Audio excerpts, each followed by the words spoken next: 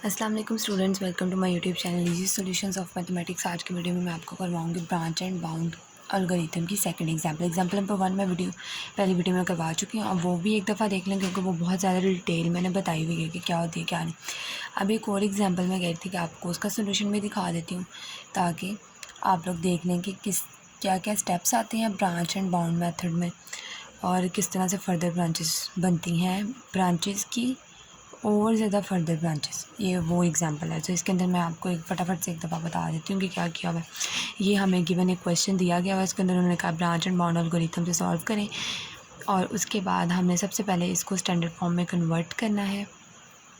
सबसे पहले हमने ये क्वेश्चन लिखा, उसके बाद हमने इसको स्टैंडर्ड फॉर्म में कन्वर्ट कर लिया, जिसके अंदर हमारे पास जब स्टैंडर्ड फॉर्म में कन्वर्ट किया दोनों लेस देन क्या है तो हमारे साथ एक स्लैक वेरिएबल जो है वो ऐड हो गया इसमें भी और इसमें भी, और उसको हमने ग्रेटर देन इक्वल टू 0 कह लिया। अब इस प्रॉब्लम को ना हमने सिंप्लेक्स मेथड के साथ ऑप्टिमल सोल्यूशन तक लाना है। सिंप्लेक्स मेथड के साथ सॉल्व करेंगे। अब हमने इसे टेबल के अंदर सेट कर लिया। यहाँ पे बेसिक वेरिएबल x3 x4 आ गया। अब सिंप्लेक्स मेथड से हमने इसको सॉल्व करना है। इसके अंदर एंटरिंग वेरिएबल मैंने ये लिया है क्योंकि मैं ये नहीं ले सकती। अगर मैं ये लूँगी क्योंकि हम इसको जब सोल्यूशन से डिवाइड करेंगे तो हमारे पास जो है यहाँ पे 0 है, तो जब इसको 2 को 0 से डिवाइड करेंगे तो हमारे पास इन्फिनिटी बन जाएगा। तो हम लोग इसको छोड़ ही देते हैं, हम इसको ले लेते हैं क्योंकि दोनों नेगेटिव हैं तो हम लोग जो सा मर्जी उठा सकते हैं, लेकिन हम ये वाला चूज़ कर लेंगे, ये ज़्यादा बेस्ट रहेगा।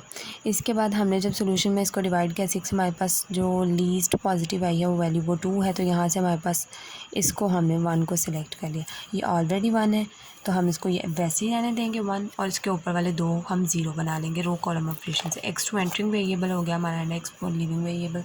तो उसके बाद हमने इसको सॉल्व कर लिया। उसके बाद हमारे पास ये एक और नेगेटिव वैल्यू आ गई z के कॉलम में, तो हम इसको सेलेक्ट कर लेंगे एंटरिंग वेरिएबल। उसके बाद हम इस सोल्यूशन पे इसको डिवाइड करेंगे पिवट रो को, पिवट कॉलम को सॉरी जो सेलेक्ट किया। उसके बाद तो हमारी जो रेशो है वो लीस्ट पॉजिटिव ये वाली रेशो बन जाएगी।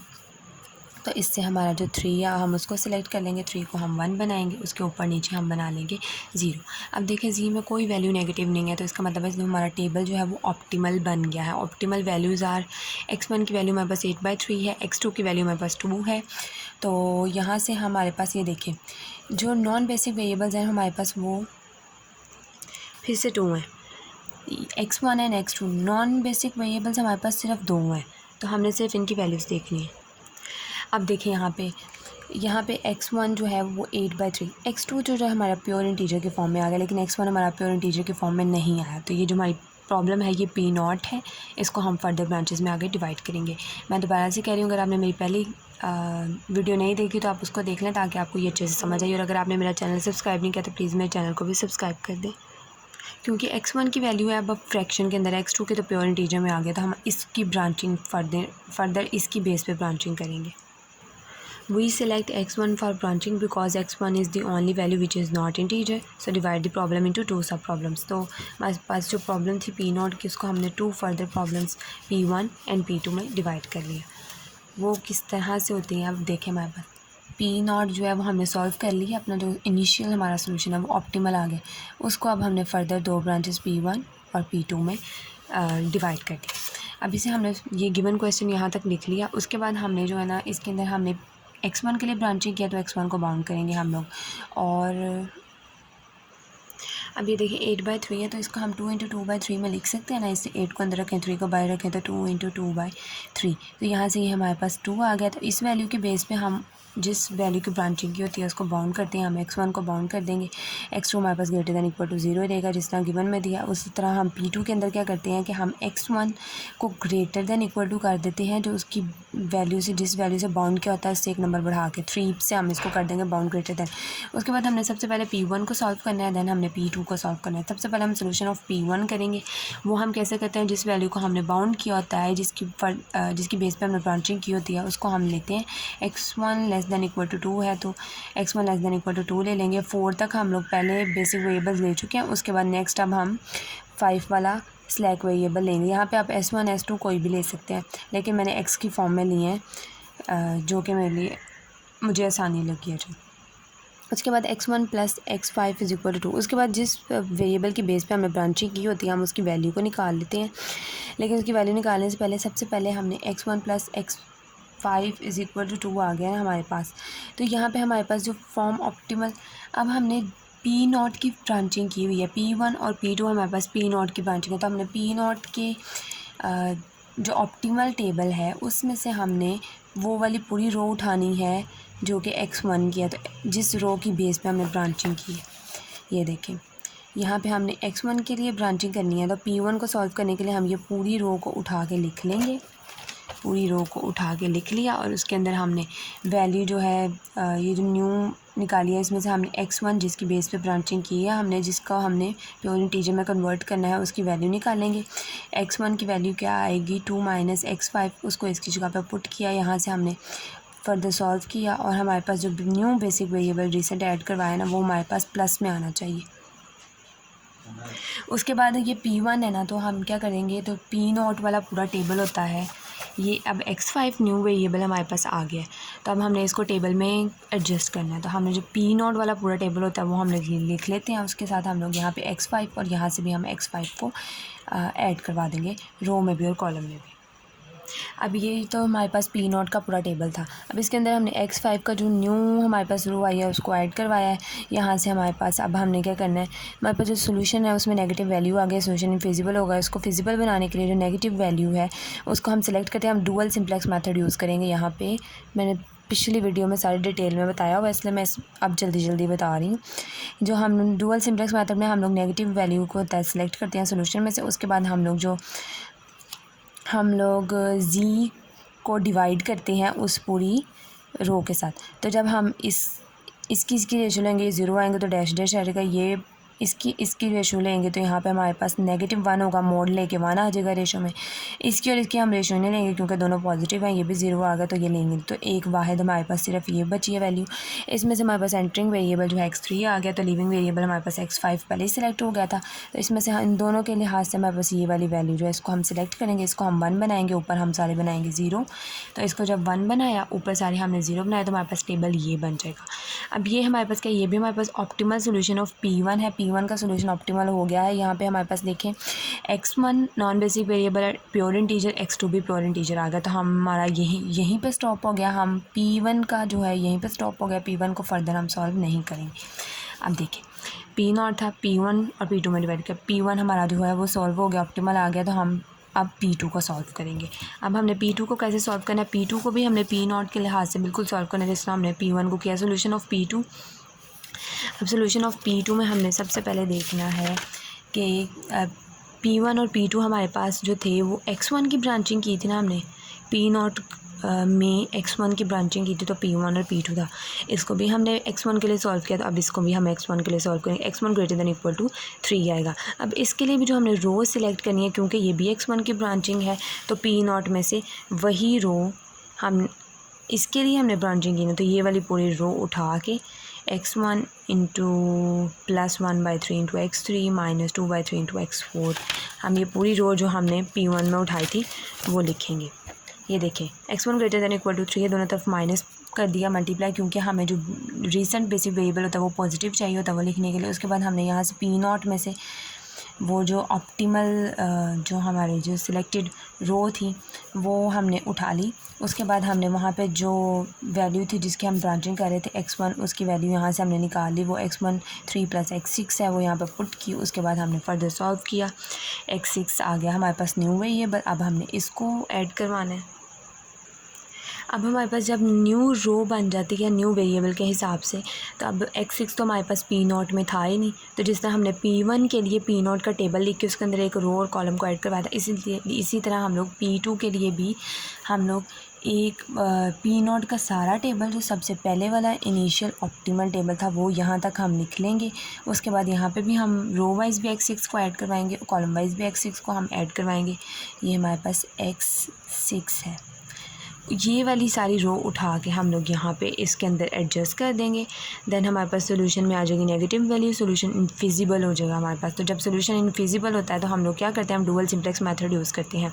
तो हम इसी टेबल में नीचे हमने रेशो बना ली, ये दोनों पॉजिटिव है, इनकी रेशो नहीं लेंगे, ये एक पॉजिटिव एक नेगेटिव है, तो इनकी रेशो 1/2 आएगी, बाकी सारी 0 हैं।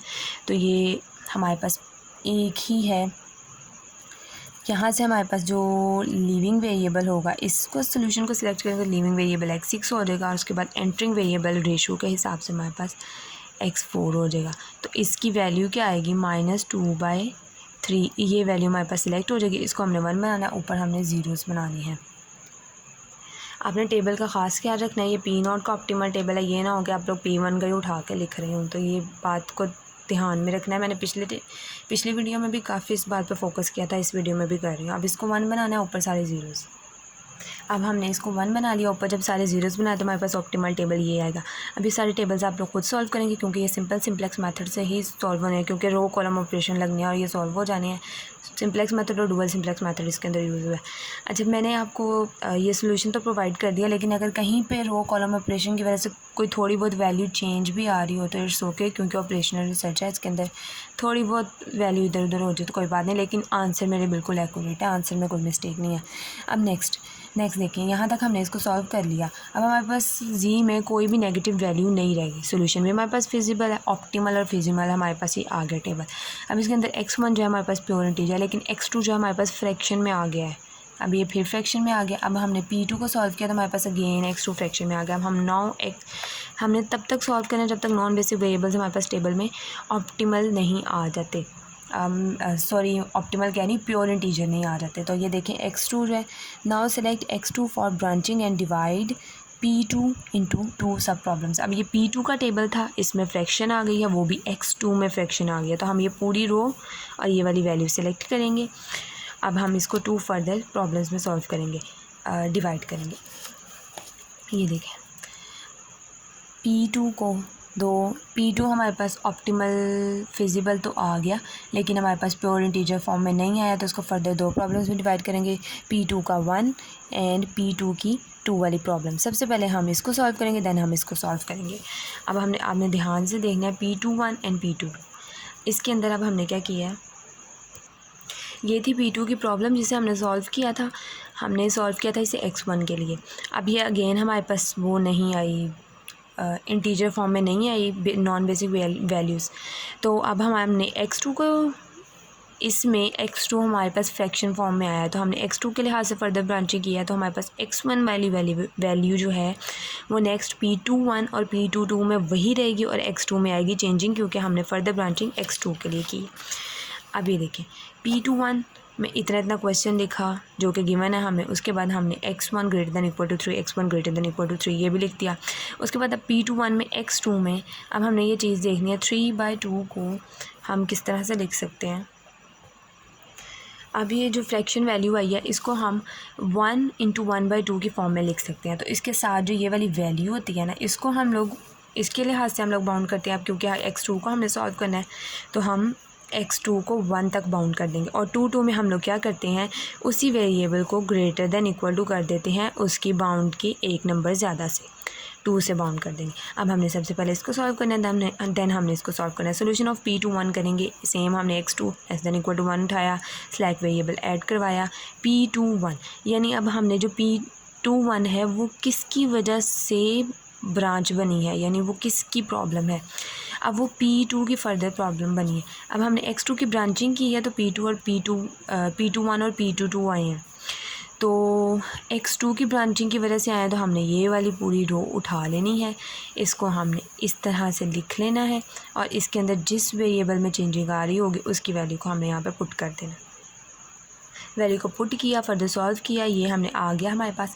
अब हमने क्या करना है, इसको टेबल में एडजस्ट करना है। किस टेबल में एडजस्ट करेंगे, किसका है, ये P2 1 का है, और P2 1 किसकी सब प्रॉब्लम है, P2 की सब प्रॉब्लम है, तो हम P2 का ऑप्टिमल टेबल देखेंगे उसकी सब प्रॉब्लम को सॉल्व करने के लिए।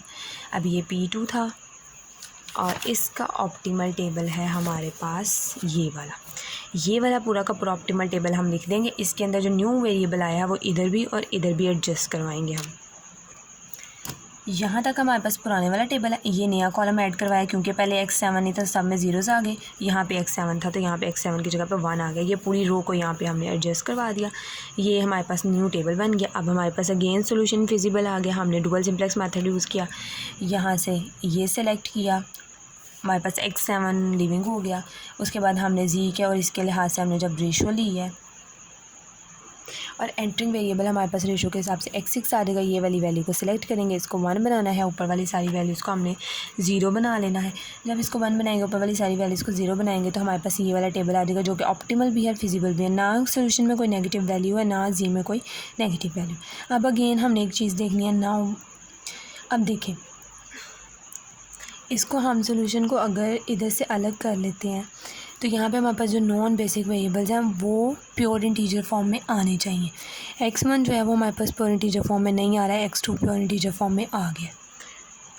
अब आप इस पूरे बाउंडेड ये ब्रांच एंड बाउंड मेथड में आप देखेंगे जिसकी ब्रांचिंग करके जिस चीज़ के लिए हम लोग सॉल्व करेंगे, जैसे P2 को हमने सॉल्व किया तो हमारे पास x2 की वजह से हमें फर्दर उसकी सब ब्रांचेस P21 और P22 बनानी पड़ी। तो P21 को भी हम x2 के लिहाज से सॉल्व कर रहे थे तो x2 हमारे पास प्योर इंटीजर आ गया।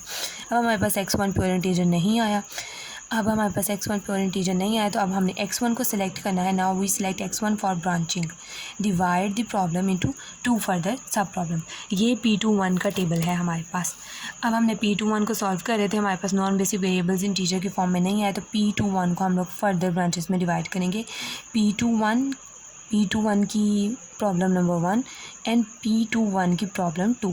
अब हमने पहले इसको सॉल्व करना है जब तक इसका इंटीजर फॉर्म में नहीं आ जाता, फिर हमने इसको सॉल्व करना।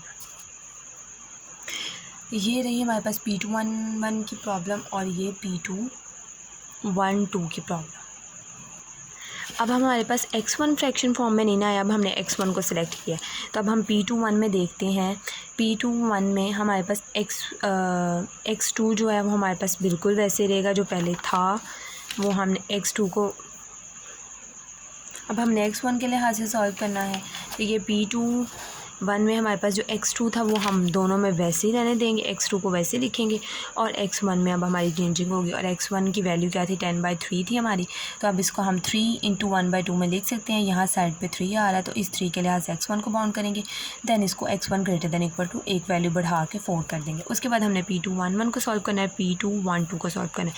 सोल्यूशन ऑफ P211 क्या होगा हमारे पास, उसमें जो हमने न्यू वेरिएबल जिसको बाउंड करवाया है, जिसके लिहाज से हमने ये 2 ब्रांचेस बनाई हैं P211 और P212, उसमें से हमने x1 को उठा लेना है। x1 > 3 आ गया, उसमें बेसिक वेरिएबल को ऐड करवाया जो कि x8 होगा, अब = 3 आ गया। उसके बाद यहाँ से हमने जिस वेरिएबल की चेंजिंग की है उसकी हमने पहले ही वैल्यू निकाल लिया। उसके बाद हमने जिस रो को सिलेक्ट किया है, जिस वैल्यू को x1 को सिलेक्ट किया है ना ब्रांचिंग के लिए, x1 हमारे पास जो है वो फ्रैक्शन फॉर्म में आया तो वो पूरी रो उठा लेनी है हमने। x1 + 1/3 x3, x1 + 1/3 x2 सारा हमने यहाँ तक लिख लेना है सोल्यूशन तक। उसके बाद हमने इसके अंदर x1 की वैल्यू को ऐड करवा देना है। और अब हमारे पास जो यहाँ तक हमने सॉल्व करना है सिम्प्लीफिकेशन करने के बाद, उसके बाद हमारे पास जो रीसेंट न्यू बेसिक वेरिएबल होता है वो पॉजिटिव होना चाहिए, तो हम इसको नेगेटिव से मल्टीप्लाई करवाएंगे। जब हम इसको नेगेटिव से मल्टीप्लाई करवाएंगे तो अभी हमारे पास न्यू कॉलम आ गया। अब हम क्या करते हैं, हम लोग इसको एडजस्ट करते हैं ऑप्टिमल टेबल के साथ। अब हमारे पास ये नई रो बन जाती है। अब किसके ऑप्टिमल टेबल में एडजस्ट करेंगे, P211 है तो P211 P21 की सब प्रॉब्लम है, P211 की सब प्रॉब्लम है, तो इसका ऑप्टिमल टेबल देखेंगे हम लोग क्या है। P21 का हमारे पास जो ऑप्टिमल टेबल था वो ये था, ये वाला। यहाँ से लेके यहाँ तक अब वैसे का वैसे लिखेंगे हम लोग। इसके अंदर हम लोग यहाँ पे x8 और यहाँ पे भी x8 को ऐड करवाएंगे। ये देखिए x6 तक यहाँ तक सारा हमने टेबल लिख लिया। उसके बाद x8 को यहाँ पे जो न्यू हमारे पास आई है वैल्यूज़, ये वाली सारी, इसको हमने यहाँ पे ऐड करवाया। और उसके बाद यहाँ पे सारी ऊपर तक ज़ीरोज़ थी, नीचे आके सिर्फ एक 1 आया। उसके बाद हमारे पास सोल्यूशन में अगेन नेगेटिव वैल्यू आ गई। अब हमने इस नेगेटिव वैल्यू को सिलेक्ट करना है। अब हम डुअल सिंप्लेक्स मेथड अप्लाई करेंगे। इस नेगेटिव वैल्यू को सिलेक्ट करेंगे, इसकी जी के कॉरस्पॉन्डिंग रेशो लेंगे, सिर्फ रेशो इस वैल्यू की आएगी। तो ये हमारे पास x3 जो है वो एंटरिंग वेरिएबल हो जाएगा, ये लिविंग, और ये वैल्यू हम लोग सिलेक्ट कर लेंगे। ये वाली वैल्यू हम लोग करेंगे सिलेक्ट और इसको 1 बनाना है, ऊपर सारे ज़ीरोज़ बनाने हैं। इसको 1 बनाया, ऊपर सारे ज़ीरोज़ बना दिए। अब हमने क्या करना है, आप देखें non basic variable x1 pure integer, x2 pure integer, non basic variable दोनों नॉन इंटीजर, ये यहीं पे स्टॉप कर देना हमने। The table is optimal and optimal values are ये these, both are integer, x1 भी इंटीजर, अब x2 भी इंटीजर। अब हमने इसको सॉल्व किया है, ये हमारा आ गया है प्योर इंटीजर के फॉर्म में, ये यहीं पे स्टॉप। अब हमने P212 को सॉल्व करना है। P212 में क्या था, P212 को हमने किसके लिहाज से बनाया था, हमने इसको x1 के लिहाज से बनाया था। अब हम इसको x1 की वैल्यू क्या है, ग्रेटर देन इक्वल टू 4। आपने ये चीज़ याद रखनी है, किसकी ब्रांचिंग की थी और तो हमारे पास वो वाली प्रॉब्लम आई, किसकी ब्रांचिंग करके हमारे पास वो वाली प्रॉब्लम आई, x1 की ब्रांचिंग की थी तो ये 2 आई थी, तो x1 को ही सॉल्व करना है। x1 greater than equal to 4 है, दोनों तरफ माइनस से मल्टीप्लाई किया इसको और एक न्यू वेरिएबल ने x9 ऐड करवाया, वहाँ से x1 की कॉरेस्पॉन्डिंग कर रहे हैं तो x1 को वैल्यू निकाल लेंगे। उसके बाद क्योंकि ये x1 के लिहाज से हो रही है तो P21 में जो x वाली हमारे पास कॉलम था उसको उठा लिया, और सॉरी जो रो थी उसको उठा लिया, उसके अंदर x1 की वैल्यू को ऐड करवाया, सारी सिंप्लीफिकेशन की, यहाँ पे बेसिक वेरिएबल पॉजिटिव है, यहाँ तक सॉल्व किया। अब देखें अब हमने क्या किया है, जो काम देखें अब हमने जो x21 की 2 ब्रांचेस बनाई थी ना, जो काम हमने x211 के लिए किया है वही x212 के लिए करेंगे। जो रो हमने इसके लिए यूज़ की है वही रो इसके लिए यूज़ करेंगे। देखिए यही वाली रो जो हमने उठाई है ना ऑप्टिमल टेबल ऑफ P21 की, वही हमने इसके लिए भी की है, वही रो हमने इसके लिए उठाई है। उसके बाद हमने वही ऑप्टिमल टेबल जो इसके लिए यूज़ करना है वही ऑप्टिमल टेबल इसके लिए यूज़ करना है। ये भी 21 का ऑप्टिमल टेबल यूज़ हुआ था, यहाँ पे भी P21 का ऑप्टिमल टेबल हम लोग यहाँ तक उठा लेंगे। उसके बाद इसके अंदर x9 यहाँ पे भी ऐड करवाएंगे, यहाँ पे भी ऐड करवाएंगे, और उसके बाद हमारे पास सोल्यूशन इनफिजिबल आ रहा है, इसको करेंगे सेलेक्ट। ये हमारे पास है x9 जो हमारे पास लिविंग वेरिएबल है। उसके बाद हमने एंटरिंग वेरिएबल सेलेक्ट करना है, इसके कॉरेस्पॉन्डिंग रेशो लेंगे तो x7 हमारे पास एंटरिंग वेरिएबल हो गया। इसको हम सेलेक्ट करेंगे, इसको 1 ऊपर सारे 0, इसको 1 बनाया ऊपर सारे ज़ीरोज़ बनाए, ये सारा हमारे पास टेबल आ जाएगा। उसके बाद अब देखें non basic variable x1 integer, x2 0 है, इंटीजर ही कह लेंगे इसे भी क्योंकि फ्रैक्शन तो नहीं है ना। Solution is optimal and the optimal values are these, और x1 x2 are integers, both are integers. अब हमने क्या किया, अब हमने P212 को सॉल्व किया है, वो भी ऑप्टिमल आ गया। पहले हमने P0 को इन 2 ब्रांचेस में किया था, ये ऑप्टिमल, तो P2 ऑप्टिमल नहीं था, एक फ्रैक्शन आ गई, तो उसको हमने इन 2 में सॉल्व किया, इन 2 में कर दिया था सब डिवाइड। उसके बाद P21 को हमने सॉल्व किया तो वो भी हमारे पास प्योर इंटीजर नहीं आ रहे थे नॉन बेसिक वेरिएबल्स, उसको 2 में किया। इसको सॉल्व किया, प्योर इंटीजर आगे स्टॉप कर दिया, इसको सॉल्व किया, प्योर इंटीजर आगे स्टॉप किया, सॉल्व किया तो प्योर इंटीजर आगे स्टॉप कर दिया। यहाँ तक हमारा काम हो गया। अब हमने इसको सॉल्व करना है, हमारे पास सिर्फ ये रह गया, आपने कोई भी ब्रांच भूलनी नहीं है, इस तरह ग्राफ बना लेना ताकि आपको याद रहे। अब हमारे पास P22 रह गया, तो अब हम इसको सॉल्व करेंगे। P22 में क्या था, x2 हमारे पास फ्रैक्शन आ गई थी, तो x2 की ब्रांचिंग की थी तो हमारे पास P22 आया था, तो x2 की ब्रांचिंग की वजह से आया था, तो अब हम x2 को सॉल्व करेंगे P22 के लिए, क्योंकि जो काम हमने P21 में किया था वही P22 में करेंगे। तो ये देखिए x2 greater than equal to 2 कर दिया, दोनों तरफ माइनस से मल्टीप्लाई करवाया, बेसिक वेरिएबल हमने ऐड करवाया x10, हमने x2 के कॉरेस्पॉन्डिंग कर रहे हैं तो x2 के हमने वैल्यू निकाल ली। उसके बाद P2 की सब प्रॉब्लम है, P2 की सब प्रॉब्लम है, तो अब हम P2 का ऑप्टिमल टेबल देखेंगे और वहाँ से हमने ये वाली रो उठानी है। ये P2 का ऑप्टिमल टेबल है और ये इसकी सब प्रॉब्लम है, तो ऑप्टिमल टेबल यहाँ तक हम लिख लेंगे, यहाँ तक ऑप्टिमल टेबल लिखें और इसके अंदर हम यहाँ पे x10 न्यू और यहाँ पे भी x10 ऐड करवाएंगे। P2 का ऑप्टिमल टेबल यहाँ तक लिख लिया, x10 को यहाँ पे भी ऐड करवाया, यहाँ पे भी x10 को ऐड करवा दिया। उसके बाद हमारे पास सोल्यूशन अगेन फिजिबल आ रहा है, नेगेटिव आ रही है वैल्यू, इसको सेलेक्ट किया, ये हमारे पास x10 लिविंग वेरिएबल हो जाएगा। अब हमने क्या करना है, z की और इसकी जब रेशो लेंगे, ये देखें ये भी 0 आ जाएगी, ये भी 0 आ जाएगी रेशो, यहाँ पर मैंने लिखा था लेकिन मैंने रिमूव कर दिया, ये भी 0, ये भी 0, ये भी पॉजिटिव है दोनों, तो पॉजिटिव की तो रेशो नहीं लेते, ये भी 0 है, ये इसकी भी नहीं लेंगे, ये भी दोनों पॉजिटिव, इसकी भी नहीं रेशो लेते, ये 0 ये लेते हैं, और सोल्यूशन की तो रेशो लेते नहीं, कोई रेशो आई ही नहीं है हमारे पास। P2 की हमारे पास कोई रेशो ही नहीं आई। जब हमारे पास कोई रेशो ही नहीं आई तो सोल्यूशन हमारे पास क्या है, इनफिजिबल है, तो हमारे पास पॉसिबल ही नहीं है इसका सोल्यूशन। तो हम लिख देंगे here there is no ratio और value of ratio to select pivot column. अब हम लोग यहाँ से हमारे पास सबसे पहले लिविंग वेरिएबल आ जाता है, हमारे पास एंटरिंग वेरिएबल की वैल्यू निकालने के लिए हमें रेशो निकालनी पड़ती है और उसके ज़रिए से हमें पता चलता है कि हमारा पिवट कॉलम कौन सा, वहाँ से हम वैल्यू सेलेक्ट करके उसको 1 करते हैं। अब यहाँ पे तो आ ही नहीं रही कोई, तो हम लोगों ने ये सारी लिख देना नीचे, so solution is not possible. अब हमने क्या करना है, सारा ये जो मैंने आपको अलग से ग्राफ बना के बताया है ये सारा ग्राफ मैंने यहाँ पे दोबारा बना दिया। जब हमने P0 को सॉल्व किया था हमारे पास क्या वैल्यूज़ आई थी, जब हमने P1 को सॉल्व किया था क्या वैल्यूज़, P2 को जो सॉल्व किया था, और इन सब की हमने यहाँ पे वैल्यूज़ लिख देनी है। ये एंड पे आप अगर आप ग्राफ बना देते हो एग्जाम के ऊपर ज़रा थोड़ा सा अच्छा इम्पैक्ट पड़ जाएगा, उसको थोड़ी सी समझ भी आ जाएगी क्या करें, और आपको भी पता चलेगा आपने किया क्या। उम्मीद है आप लोगों को समझ आ गई होगी अच्छे से। अगर कोई आप लोगों को थोड़ी बहुत कन्फ्यूजन है तो आप मेरा इससे पहले जो मैंने वीडियो बनाई थी वो देखें, क्योंकि वो भी मैंने बहुत डिटेल बनाई थी। उसके बावजूद अगर आपको कोई भी क्वेश्चन है तो आप कमेंट सेक्शन में पूछ सकते हैं। वीडियो पसंद है तो प्लीज़ लाइक करके अप्रिशिएट करें, और अगर आपने मेरे चैनल को सब्सक्राइब नहीं किया तो प्लीज़ मेरे चैनल को सब्सक्राइब करें। और इंशाल्लाह नेक्स्ट आपको मैं और फर्दर ऑपरेशनल रिसर्च की वीडियोज़ बनाकर टॉपिक्स कवर करवाऊँगी। Thank you so much.